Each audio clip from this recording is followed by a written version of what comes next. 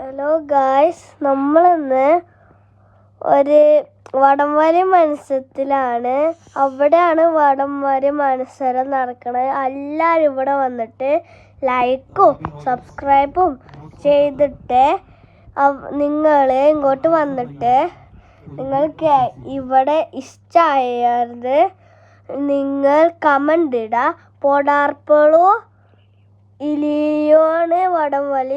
വടംവലി ഇപ്പോൾ തുടങ്ങിയിരിക്കുന്നു. നിങ്ങളൊക്കെ ഒന്ന് നോക്കി, എന്ത് രസമല്ലേ ഇതിലിപ്പോൾ.